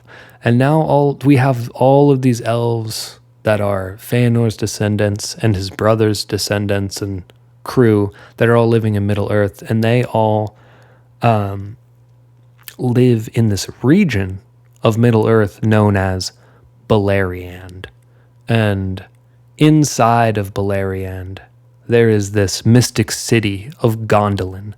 And Gondolin is hidden from view. It's this mystical, whimsical city that operates outside of the parameters of space and time, kind of. Like, you got to know how to get there. It's like in Harry Potter, it's like the Diagon Alley type thing, where it's like you got to go through a brick wall and stumble upon a spell and know a guy who knows a guy to get to Gondolin. And Gondolin's think of Gondolin as the capital city of Beleriand. Melkor knows about this city. He knows that the elves are starting to set up these encampments, these cities, these places all across Middle-earth. Of course he doesn't like it. He hates everything and he hates everyone. Melkor, aka Morgoth. Sorry. If I bounce between Melkor and Morgoth, they're, like I said, they're the same person. It's just, at this point, Melkor is known as Morgoth. Anyway, Morgoth tries to attack again. But like I said before, his power is kind of depleted at this point. And the Noldor are able to work with the Sindar and men and the dwarves. It's a 400-year battle inside of Middle-earth, inside of regions of Beleriand, in around parts of the Misty Mountains. That all takes around 400 years. It's just kind of another time of extreme chaos and hectic shit. And like I said, I'm just briefly glossing over huge spans of time. It sounds like I'm describing things and they're happening one after another, but in reality, all of these things are taking thousands and thousands of years. Elves at this point don't really have a lifespan. Like, they're just created and they're chilling. Elves are like, we're here, we're doing the thing. They can be killed, but they can't die because of old age. Men, on the other hand, can die from old age. They still live a really long time, but there is a cap to their lifespan. Basically, the Sindar are chilling, the Noldar are chilling, they're hanging together. They're with the dwarves, they're there too. Everyone's working together to stave off Morgoth's beasts and his attacks, and they're doing their best to make Middle-earth peaceful. And since men are kicking it with the elves, hanging in their magical realms and being around their essence, their lifespans are lengthened even further. They don't gain immortality, but they do start living for a much, much longer time just by being in proximity to the elves. And if you remember Feanor's brother from before, the one who got marooned on the big patch of ice, Fingolfin, he eventually makes it inland after losing a ton of his homies. So after a long time of Arda's super huge. It takes a long time for a lot of people to get to places. So after a really long time, Fingolfin makes it to Middle Earth with his elves that survive the journey.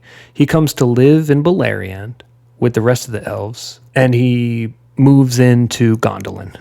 So a lot of the elves are kicking it in Beleriand. He moves in, his homies move into Gondolin, that that mystical hidden city. And one day Morgoth decides, I'm going to try to get into Gondolin. I know about Beleriand. I've been there. I'm trying to get into the capital city. And I want to fight the elves, because why not? I'm Morgoth. I just want to fuck shit up. It's what I do. And Fingolfin is like, nah, you're going to fight me. I've made my way across this huge patch of ice and despair, all the way making it to Middle Earth.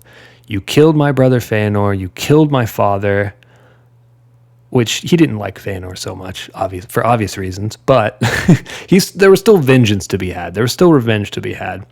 And he was going to do it for his people. He was going to do it for his fallen people and just elves overall. So Fingolfin fights one-on-one with Morgoth,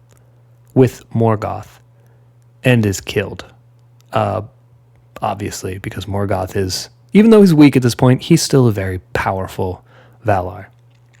So like his brother, Feanor, Fingolfin is also killed, but not before really messing Morgoth up pretty badly. Fingolfin cuts him many different times with his sword named Ringil, which in the Silmarillion becomes a pretty famous and renowned sword. The most intense cuts he makes to Morgoth are on his foot. And after this battle in Beleriand, Morgoth walks with a limp and forever is wounded by Fingolfin's blade.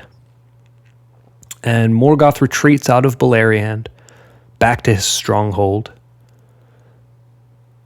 This next chapter of the Silmarillion diverges somewhat from the elves a little bit, from the elves that live in Beleriand and from Feanor and Fingolfin.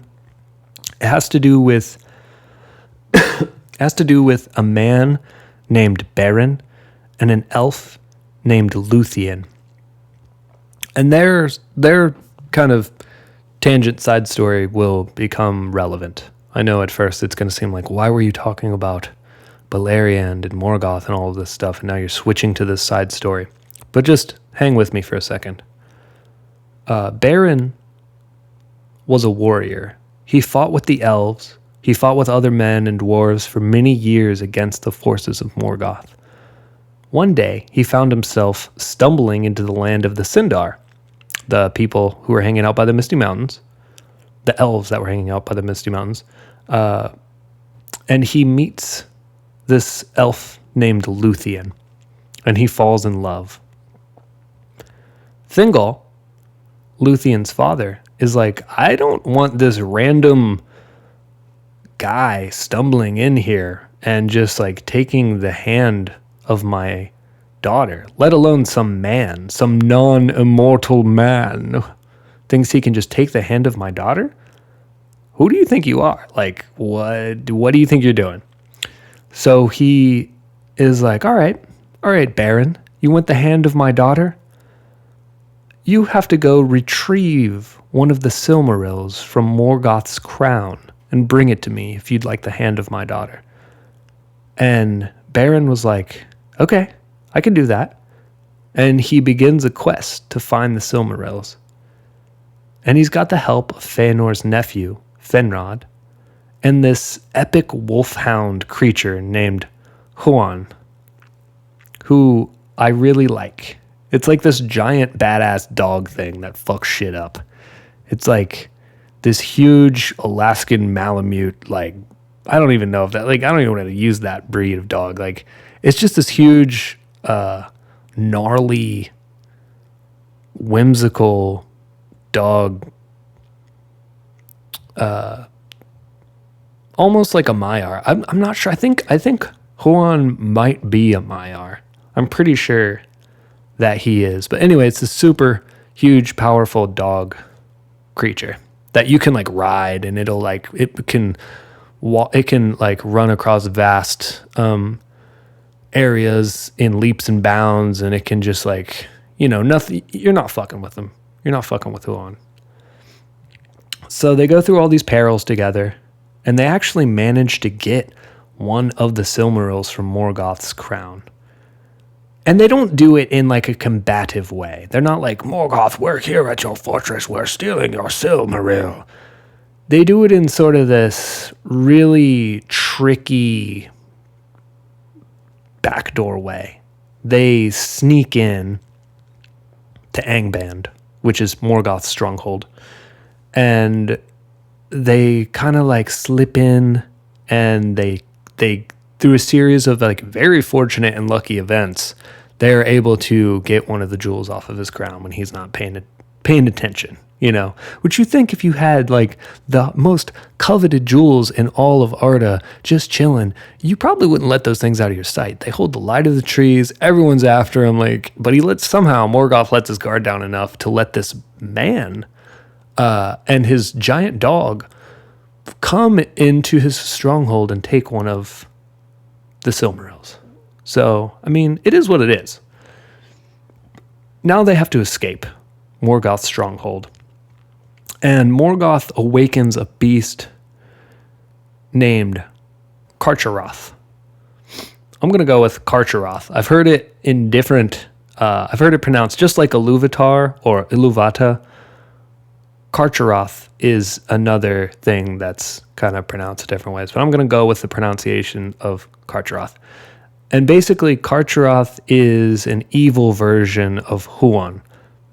He's a giant hellhound that Morgoth bred. He eats living flesh. He has red glowing eyes. He's a demon hellhound. He's basically the antithesis of Huan. There's Huan, the good dog, and there's Carcharoth, the bad dog. So Baron has snuck in. He's got the Silmaril. He's like, cool, I'm going to go back. I'm going to win the hand of this elf that I love. I'm going to impress her father, and I'm going to be able to marry her. But upon trying to escape, Carcharoth bites Baron's hand off.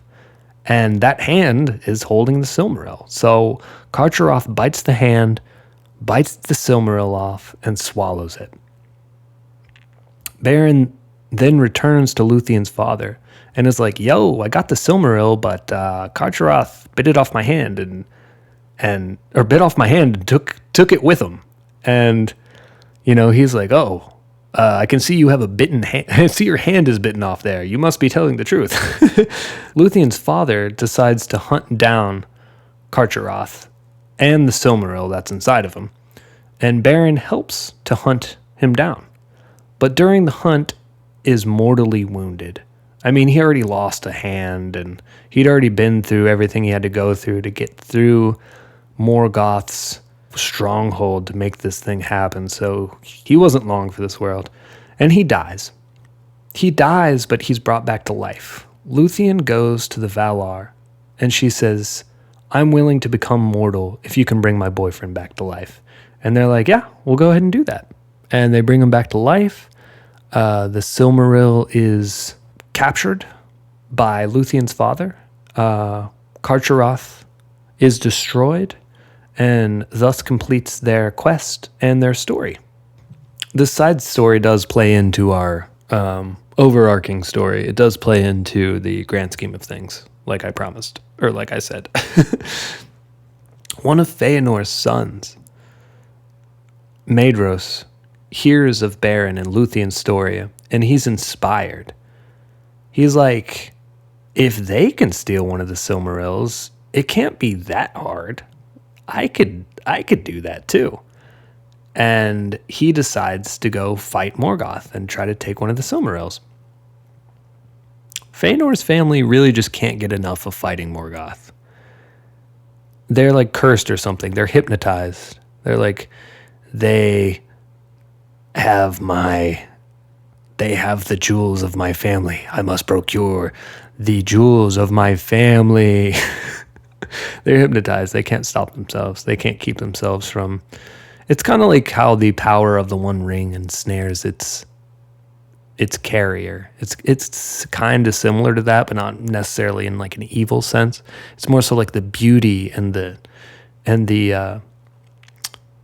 essence of what's inside of the Silmarils keeps drawing people back to them and hypnotizing them. And at this point in Elven history, Feanor's bloodline, overall, they weren't considered super cool. It had become clear that Feanor had gone to great lengths to get to Middle-earth and had screwed over a bunch of people, killed a bunch of people, a bunch of elves, screwed over his brother, and this made it really hard for Maedhros to get a ton of help to fight Morgoth. He is able to recruit a few elves and men from Gondolin. Basically, the battle goes very poorly for him, and the elves he brought with him were killed. And the human Hurin is captured, and his entire family is cursed by Morgoth. I know it's getting like a little convoluted here, or it's getting a little, there's a lot going on here. But basically what you need to know of what I just explained, is that one of Feanor's sons hears of Beren's story. And he's like, I think I can do that. He can't get a lot of people to help him because Feanor's name his bloodline's name has been defamed throughout all of Beleriand. And he tries to fight Morgoth. It goes very poorly. Most of the homies die. He comes back, he retreats, and he doesn't get a Silmaril. So thus ends that story. After about 3 decades, in the Year of the Trees, each year is about 10 years, so we're talking a ton of time. It's like a different scale of time. Morgoth eventually sets Hurin free. Oh yeah, Hurin... Let's rewind. Hurin was one of the men that went to try and procure one of the Silmarils. One of Maedhros's homies that was like, yo, let's do it. You said it couldn't be that hard. Let's go do it. He's a human that went. He didn't make it back. A bunch of people died. Some people retreated back to Gondolin. Hurin gets captured. And he's tortured for a very long time. And Morgoth is asking Hurin, where is Gondolin? How do I get there? It's this mystical city. Tell me the secrets on how to journey to it. And Huron's like, no, I'm not going to do that. His will holds strong. And eventually, Morgoth sets him free. He does this for a good reason. Obviously, he wants to spy on him. He wants to follow him. He knows that Hurin is going to journey home back to Beleriand. And without realizing it, he inadvertently shows Morgoth how to get to Gondolin. He didn't know that he was coming back home after all of this torture. His mind had been like diluted at this point. He was just kind of a shell of a man, which speaks to Morgoth's capacity for evil. He's like, I'm going to torture this man from Gondolin for so long that he becomes this just waste of a human, and then I'm going to follow his wretched shell back to Gondolin and kill all of the elves. He's a really bad guy. He's a really bad dude. But anyway, it's really what unfolds next is this really tragic Shakespearean plotline that goes on with Hurin when he returns to Gondolin. He finds that many members of his family had been killed or committed suicide, and this subplot has to do with his daughter, who has amnesia. She marries her brother. She wakes up from amnesia. She kills herself. Because of this, her brother kills himself. And then when Huron returns, he kills himself when he comes home to Gondolin. And now him and his whole family is dead. Like I said, it's a super Shakespearean thing that's full of despair and full of sadness. But all of these things happen to Huron because during his torture in Morgoth's stronghold, Morgoth told him, I'm going to curse your family, and I'm going to show you all of their despair and all of their demise. And this is what makes Huron, sorry, I feel like I had been saying Huron, it's Huron.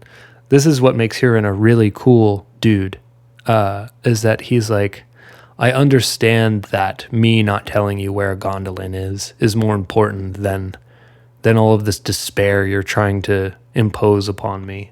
I'm going to stay strong and save the lives of countless elves and humans and dwarves rather than reveal this location to you. Even though he winds up inadvertently revealing the location at the end. It's super tragic. It's really sad, actually. It's probably one of the saddest stories in the book.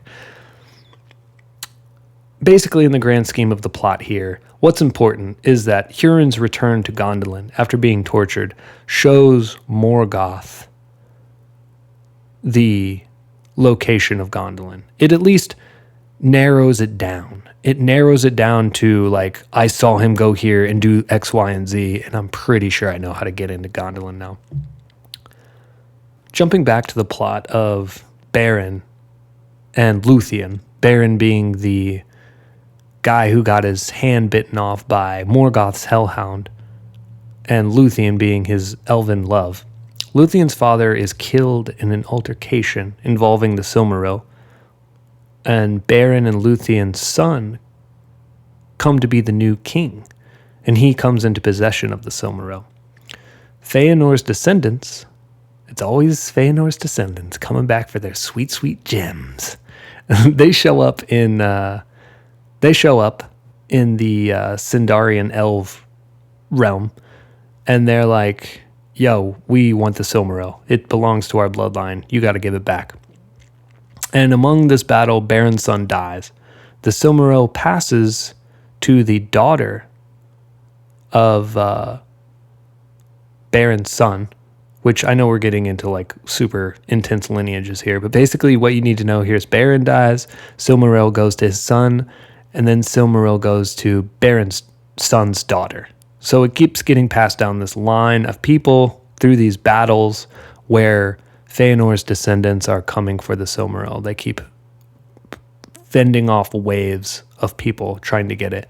Eventually, it passes to this person named Elwing, and she escapes with it. So, descendant of Beren, Elwing escapes with the Silmaril.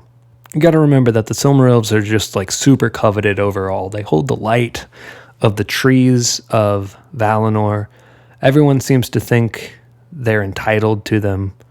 They have a similar, like I said before, similar lore as the One Ring. People become kind of like hypnotized by the Silmarils. They do things they wouldn't normally do. years and years go by, and eventually it ends up with Elwing. Okay, bouncing back to what's happening in the actual like grand scheme story. We're kind of in the thick of it now. Lots of bloodlines coming into possession. Morgoth is mad. He can't find Gondolin. He thought he was going to find it because he had the location shown to him by Hurin, but he didn't quite put all the pieces together they needed to be pieced together. And all of these elven kings and queens are being betrayed. There's a lot of suicides. Middle-earth is a real soap opera at this point. Like the Silmarils keep getting passed from hand to hands. People keep trying to get them. Morgoth is pissed because he tortured this guy and created all this disarray, and he still can't get into Gondolin. And it's at this time that the Valar, Ulmo, shows up in Gondolin, and he says, things are about to get really bad, really fast. Y'all need to prepare for a super intense battle because, this particular Valar had this power of foresight. He could see things that hadn't yet come to pass, and he was like, "Yo, y'all need to prepare. Things are getting really bad. This is like an Armageddon an apocalypse type scenario going on. All these kingdoms, all these elven kingdoms are in disarray. Morgoth is getting more and more mad.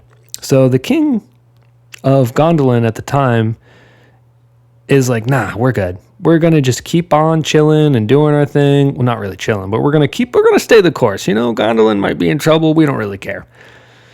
And through a very soap opera series of events, there was an elf that came to live in Gondolin named Megalin. And Megalin had a crush on this other elf named Idril. He was mad that this girl was stolen.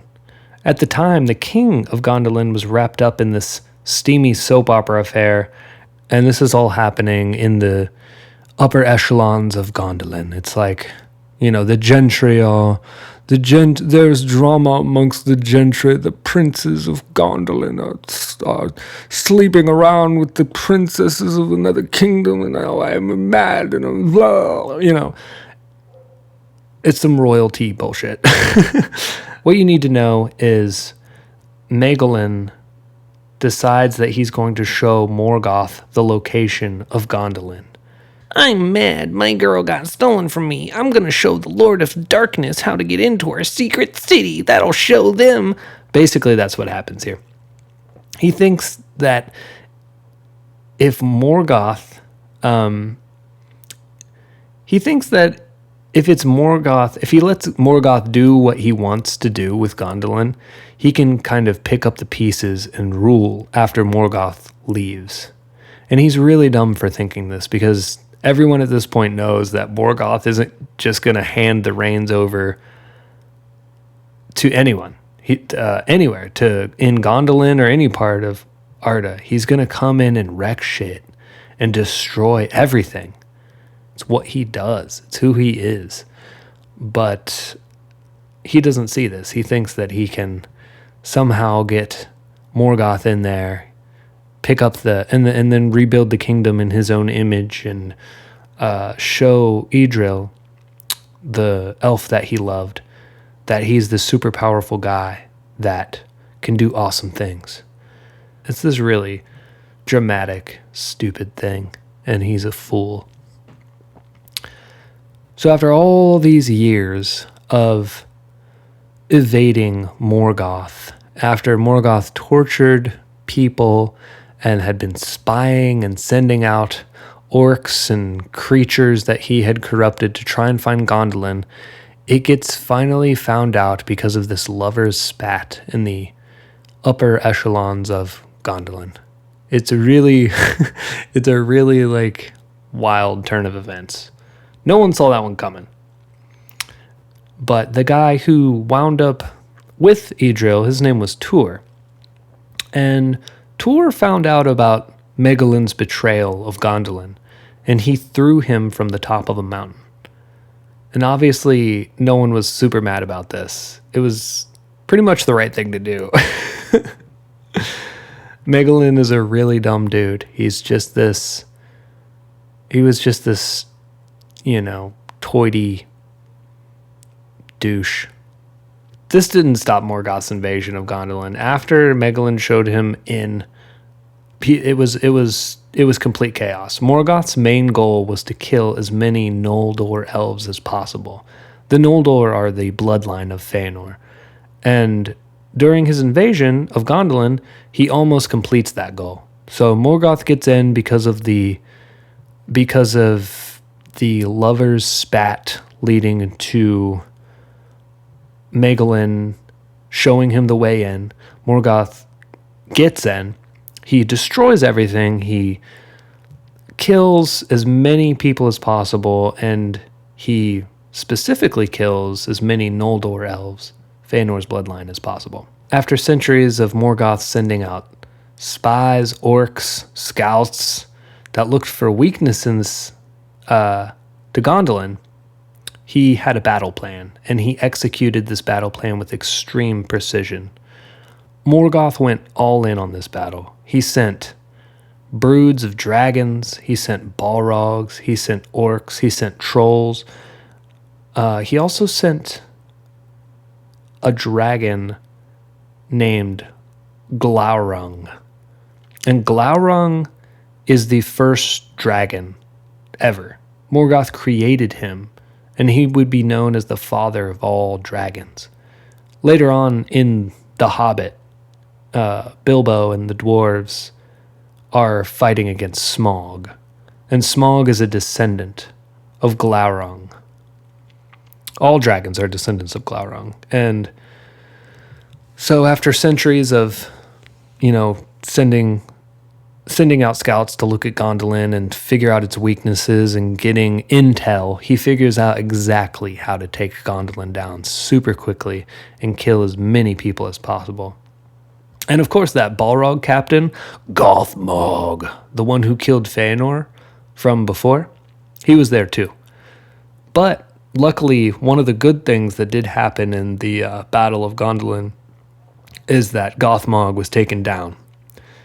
Finally taken down. After Gondolin was destroyed, Tur, the guy who threw Megalyn off the mountain, Megalyn was the the jerk who let Morgoth into Gondolin. He took everyone who survived out of Gondolin to safety, and they all met up with the lady from before, Elwing. Elwing was the descendant of Beren, who currently is the holder of the Silmaril. And Tur is a super noble human. He did many amazing things during the Battle of Gondolin, and the Valar and the elves of Valinor see this and allow him passage out of Middle-earth to Valinor to live forever. So even though Gondolin is in great disarray and everyone's running and everything's chaotic, Tur is like, not only is he a mortal man, he does all of these really noble, heroic acts. One of those including throwing Megalyn off the mountain. But he is recognized for his great deeds, and he's allowed passage into Valinor.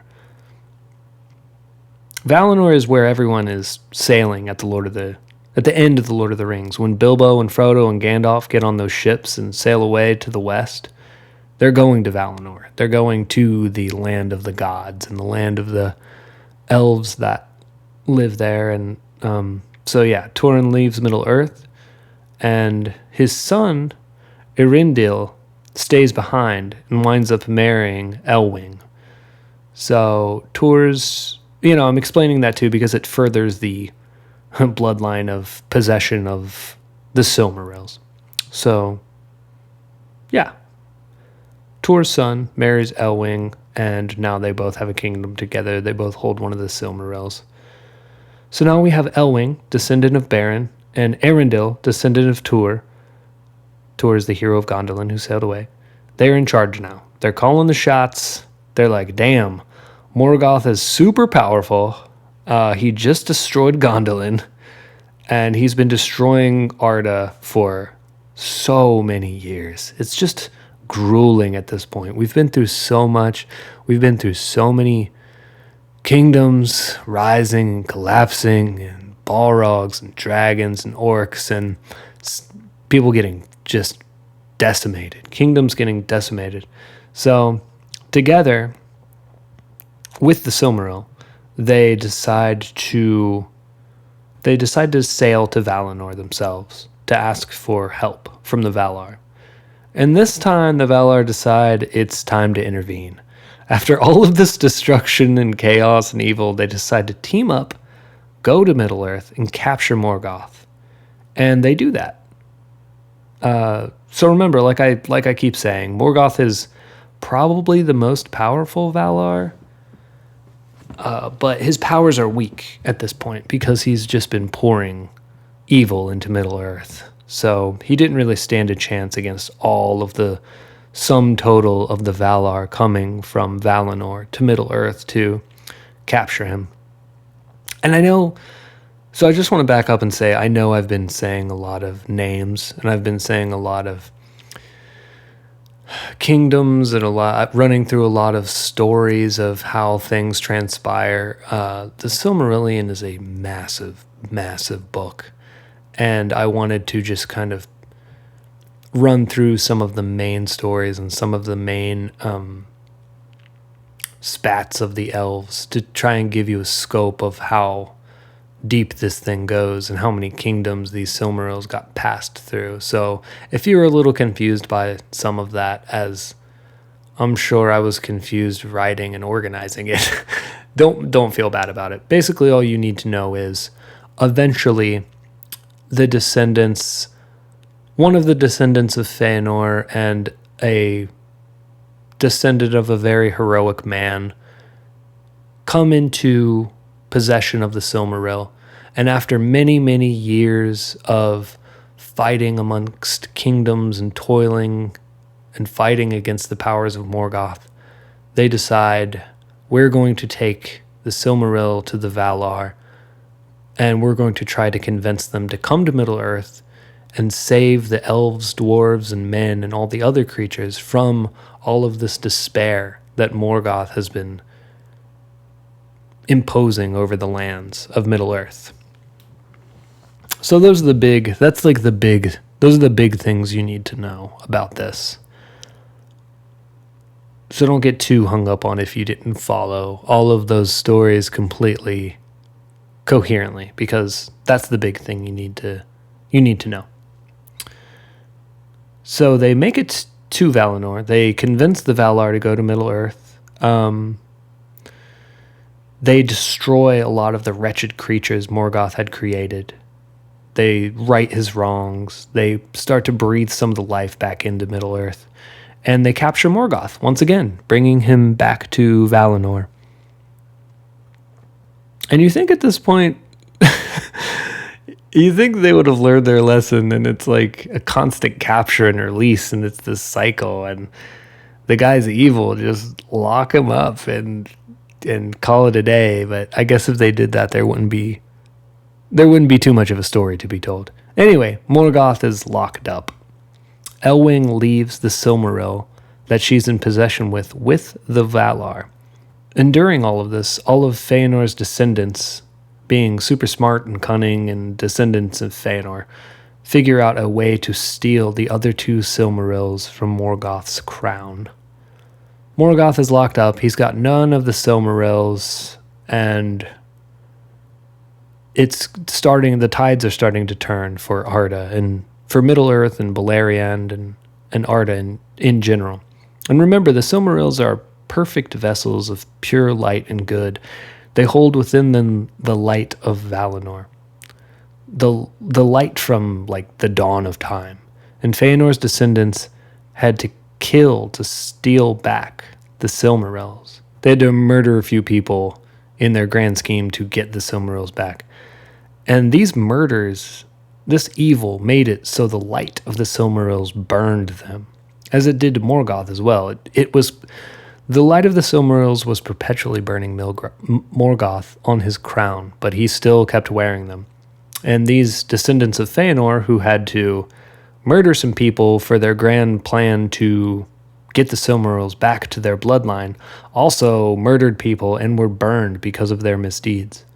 And one of them couldn't take the guilt. And the light burned him so hard, and the guilt burned him so hard that he killed himself. And the other descendant of Feanor, who took the other Silmaril, he went mad. He went completely crazy. The light of the Silmaril drove him insane, and he wound up throwing his Silmaril into the ocean. So one of the Silmarils becomes lost in the ocean, but both of the descendants of Feanor die in trying to recapture them. After some time, Elwing and her husband have children. One of those children is Elrond, the elf from The Lord of the Rings that heads the kingdom of Rivendell. The other is Elros. And because Elwing, if you remember, is of elvish descent, and Arendil is of human descent, they're a mixed elf-human couple. Elrond and Elros are given the choice to decide which race they want to be, which is a super interesting thing. Obviously, Elrond decides to be an elf. Elros decides to be a man. And this sort of point completes the elven history of the Silmarillion. From here on out, we're going to be talking mostly about Ilúvatar's other children, the men. The Valar decide to create an island continent for the men of Middle-earth, known as Númenor. It's to the west of Middle-earth, out in the ocean between Middle-earth and Valinor. But it's this place that the Valar gift to them. They say, "We love you, men of Earth. We're giving you this continent." And this new continent arises out in the ocean. And a lot of the men in Arda come to live on this continent. And these men are known as the Dunedain. These are the people that Aragorn are descended from.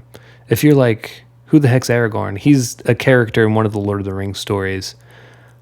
He plays a super large role in those stories, but he's descendant of these people. And these Dunedain are ruled by Elros, the human son we talked about before. And they have the ability to live for a super long period of time. They're super hardy people of the sea. And I think in The Lord of the Rings, Aragorn is like 80 or something, because he's one of the descendants of these Númenóreans, of these Dunedain people, who are these like sacred chosen people that live on Númenor. And this, I just want to say, is kind of where we start getting into some of the things that are currently happening in the Rings of Power show. I'm not going to talk super long on this, as I think like everything I've talked about up until this point can make for a pretty cool launching point into that show and into the Tolkien universe in general. And I'm not going to I'm not going to talk too much longer about this section of the Silmarillion, because I think a lot of people are going to have the Rings of Power be their their jumping point to get into this universe, and I want them to be able to enjoy that, Not that, not that you wouldn't be able to enjoy it otherwise, but you get what I'm saying. Anyway, the humans of Númenor are happy and they're living pretty good lives, but they see and hear about the elves of Middle-earth. They know about the elves, and they see them living forever. And they're like, why can't we live forever? This is whack. This starts to breed a level of contempt. It starts to have the men of Númenor resent the elves. And to a lesser degree, they start to resent the Valar. They start to say, why don't we get to live forever? And one of the Númenóreans sails to Middle-earth and decides to capture Sauron. Sauron is Morgoth's right-hand man. It's one of his lieutenants his biggest lieutenant, and he decides to bring him over to Numenor. Why not? What could go wrong? What could be, nothing could go wrong from this. Bringing one of Morgoth's head lieutenants over to our peaceful Numenorian continent? Sauron starts to, once he arrives in Numenor, he starts to convince the Numenorians that he isn't bad. He starts small, corrupting the minds of a few of them, but eventually his deceit grows and grows until he has quite a large number of Numenorians corrupted, and he convinces these corrupted Numenorians to start worshipping Morgoth. And Sauron knew he couldn't take on the Numenorians single-handedly. And this was all part of his grand plan to rise to a position of power, to kind of break them apart from the inside. He also convinces them to burn down their sacred tree, Nimloth, that tree was a descendant of the trees of Valinor. But before the tree was burned, Isildur, the Isildur from Lord of the Rings, who didn't quite have the gumption to destroy the One Ring, was able to take the fruit from the tree. And now Numenor is cast into peril. Their tree is burning. All of these people have been brainwashed into loving Morgoth. People are sacrificing other people to Morgoth. There's a huge civil war between followers of Morgoth and non-followers of Morgoth. Shit's getting burned. Shit's getting turned upside down, and this is all thanks to Sauron. This is all thanks to Sauron showing up and corrupting everything from the inside. Remember, he was the head lieutenant, the right-hand man of Morgoth, so he's going to follow right in his footsteps. And it's at this time that one of the Valar, Eru, is like, you know what? This is crazy. We can't be having all this. This is chaotic. It's sacrilege. We saw what happened with Morgoth before. I'm just going to go ahead and sink the whole continent of Numenor. And so he sinks the entire continent into the ocean. He punishes all of the... Well, not really punishes, but he just nips it in the bud. He's like, Morgoth did this before. I've seen this before. Sauron's not going to try and pick up where he left off and corrupt all these things. I'm just going to go ahead and wipe the slate clean here. But before the continent is completely destroyed and sunk into the ocean, Isildur and a bunch of non-Morgoth worshipping Numenorians are able to sail off to the east to Middle-earth.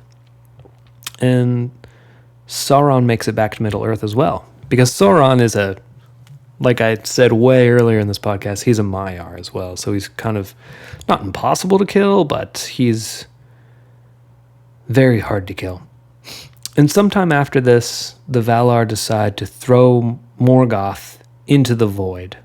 They're like, you've done too much. Now your corrupted Maiar are starting to infect the minds of people, the people of Middle-earth, and your influence has just been so much.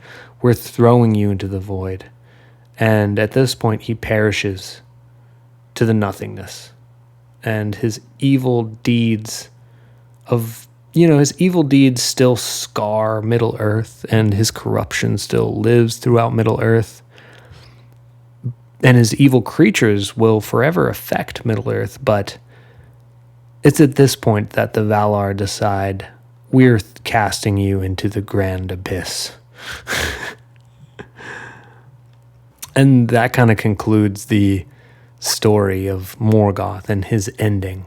I had to get us a little bit into the Numenorian lore so that we could fully understand the level of corruption Morgoth had, corruption and deceit and power and influence he had. Even being locked up, he still was influential to the disruption of Arda and new creations coming into Arda. And it was this that finally was the straw that broke the camel's back for the Valar to completely, permanently throw him into the void.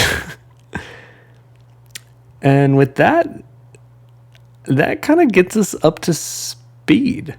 I've said a few spoilers about some of the stuff you're going to see in the Rings of Power.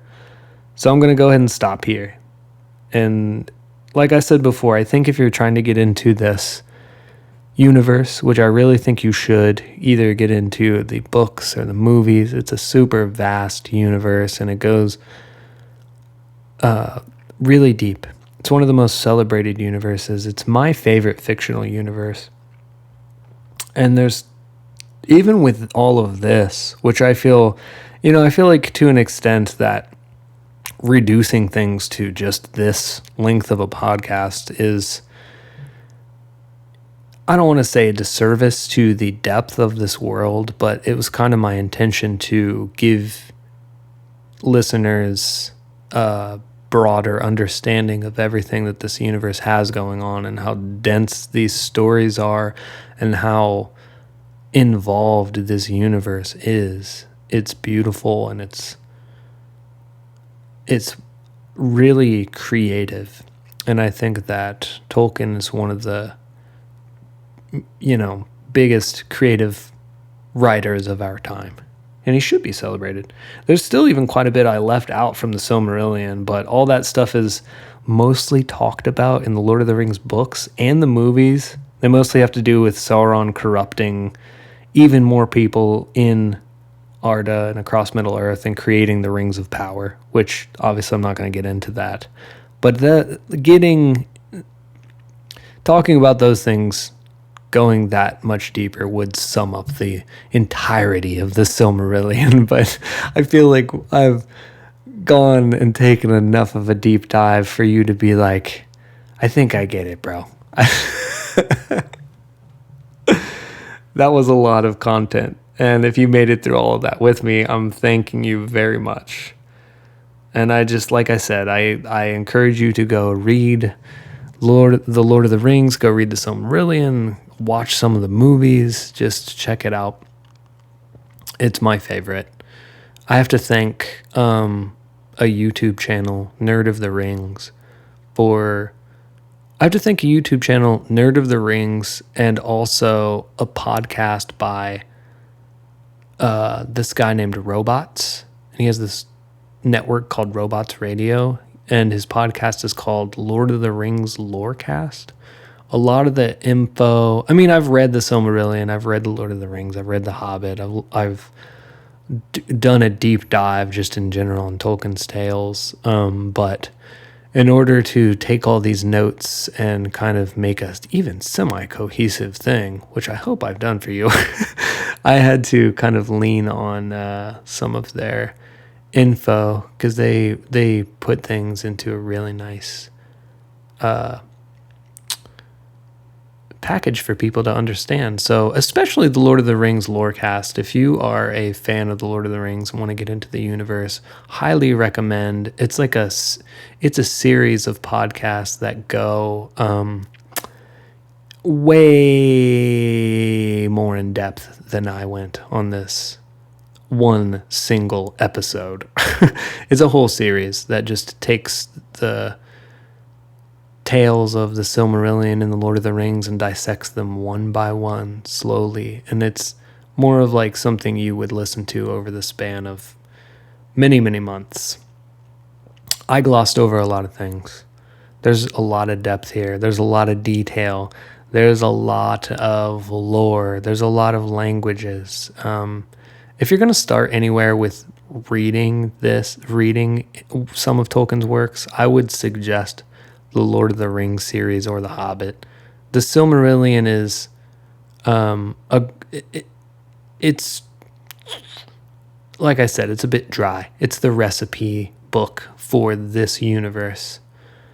And yeah, I laid out quite a bit of it for you. So if you take the dive into the Lord of the Rings, the Hobbit, and want to go even deeper, hit that Silmarillion. Thank you for letting me gush over Tolkien and this universe of beauty and extravagance. I can't say enough good things about it. But we're not done. one more. I'm not going to keep you that much longer, I promise. I do this thing on the podcast where I do a fun fact. And I thought it would be cool, since we have been in this Tolkien realm for so long, I've talked so long about it, to go ahead and keep it in that realm. And it's a short one, I promise, but it's an interesting one. Tolkien, as we discussed before, was an expert of language. He knew many, many, many languages and created many languages. And he also served in World War I. During World War II, as I'm sure many of you know, the Nazis created a secret language. They created several secret languages and bits of Morse code and ways to encrypt their messages.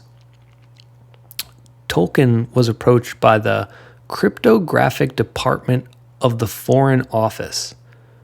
They asked if he would be willing to take part in cracking some